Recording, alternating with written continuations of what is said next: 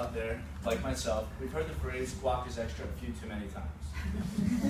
Well, since coming over to America, guacamole has really increased the sale of avocados, especially on 2 days, the Super Bowl and Cinco de Mayo, where Erica Gordon has said in her article that almost 30 million pounds of avocados are sold on those 2 days individually. One of the reasons why they're so popular is because they're very healthy, as almost 20 minerals and vitamins are contained in avocados. Not only are they healthy, but guacamole is great for many occasions, whether you want to use it as a dip, you want to put it on a sandwich, or with a salad.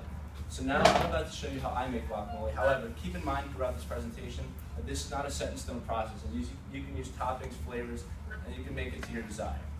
I'm going to start by talking about the history of guacamole. Aztecs first started making guacamole around the 1500s.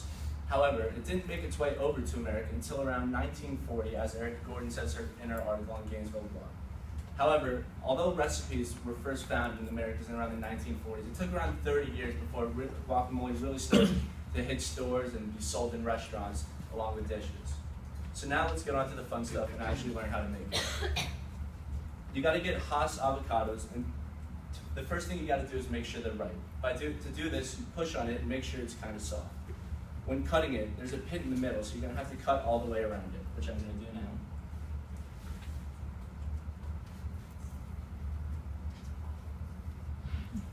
And then you split it into 2 halves. As you can see the pit right here. I'm going to do it for 2 avocados.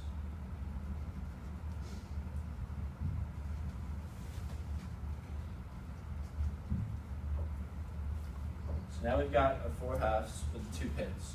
Using my little tool that I have, I'm going to scoop out the pit, which will allow us to get to the meat of the avocado, which is the main part of the guac.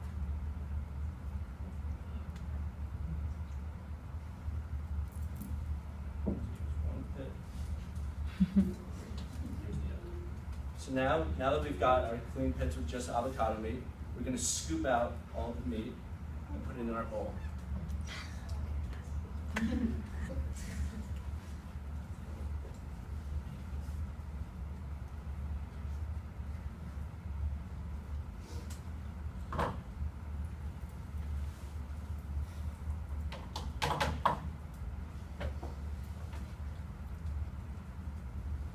If you don't have one of these, which I did find, you can always use a spoon. They work well also. So now that you've got all the avocado inside the bowl, you want to mush it up so you don't have just large chunks of avocado for your bowl. Now this is a process that you could really, depending on how thick you like your guacamole, you can really vary on how much you mush it up. Or if you want to, you can also use a food processor to blend it, which makes it more thin. So now after we've done that, we've got to add the flavoring. This is how I like to use some tomatoes, some onions, and some jalapenos, which I'm going to all add a little bit now. There's no set amount of onions and all the jalapenos and tomatoes that you use. I kind of like to put a little in to start, and then I can always add on based on how it tastes after I try it.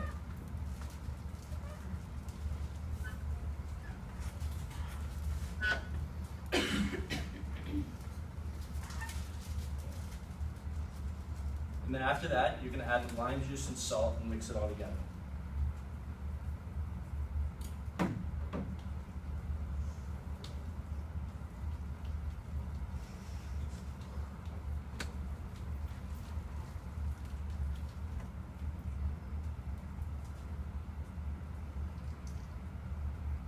Now, just like that, an easy process, you've got your guacamole.